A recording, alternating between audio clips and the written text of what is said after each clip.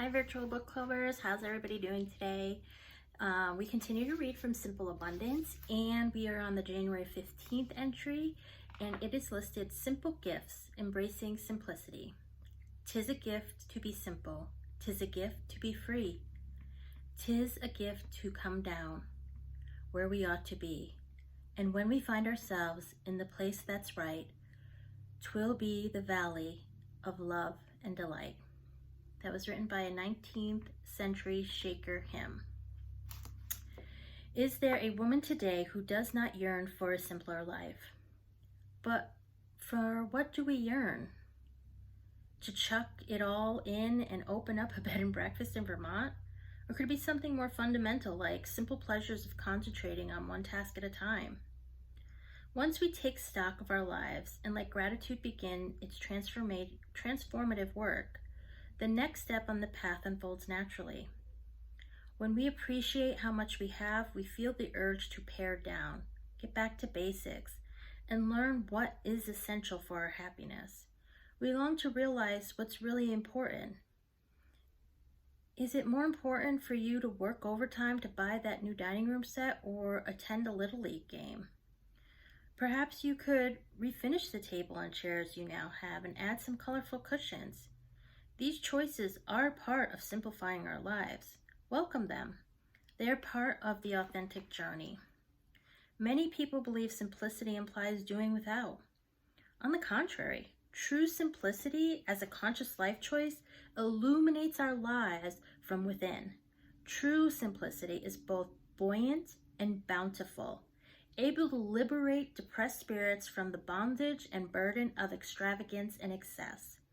True simplicity can elevate ordinary moments, dreary lives, and even inanimate objects, as anyone who has ever looked at the exquisite piece of Shaker furniture will attest, from the mundane to the transcendent.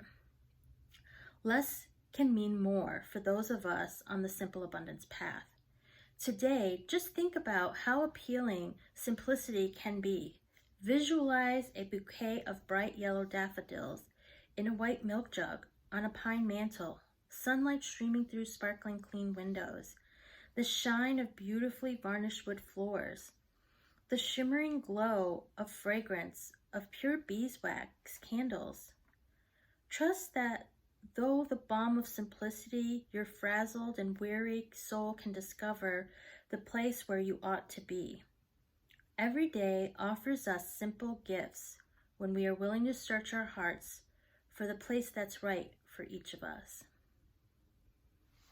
I think especially in today's world that when you have both parents working, and sometimes you have parents who are working more than one job just to try to make ends meet, and just sometimes trying to keep up with the Joneses, as they say, trying to keep up with buying the latest and greatest and just killing ourselves to do it. Is it really worth your time and effort? I don't know if she says this in this book, but there is a book that she wrote where, and she may say it in a future chapter, I don't know, but she said something to the effect of, your paycheck is your agreement with your employer of, so every dollar you get, so say you make, $1 an hour. I know you don't, but I'm just saying, what you're saying is your life's force is worth $1 an hour. You're giving up 1 hour of your life force for that one physical dollar. When I read that, that was like, ugh, that felt really bad. That felt really icky. Like, it made me really think about what I truly want to be doing in my life and how I want to, what is that value? My time, they say time is money. Well, your time is money. There was this great movie, well, not really a great movie, I won't say it's great, but there was this movie, I think Justin Timberlake was in it, and that's what the value, that was their currency. Time was their currency. And you were rich if you had a lot of time. You were practically immortal because you had all this time. So if you think about that in that context, you know, what is the value of your time? What are you bartering for?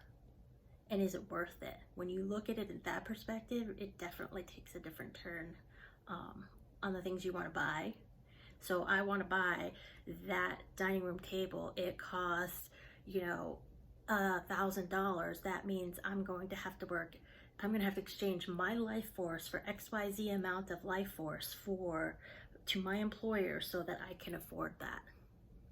When you do that math, you may not want it that badly.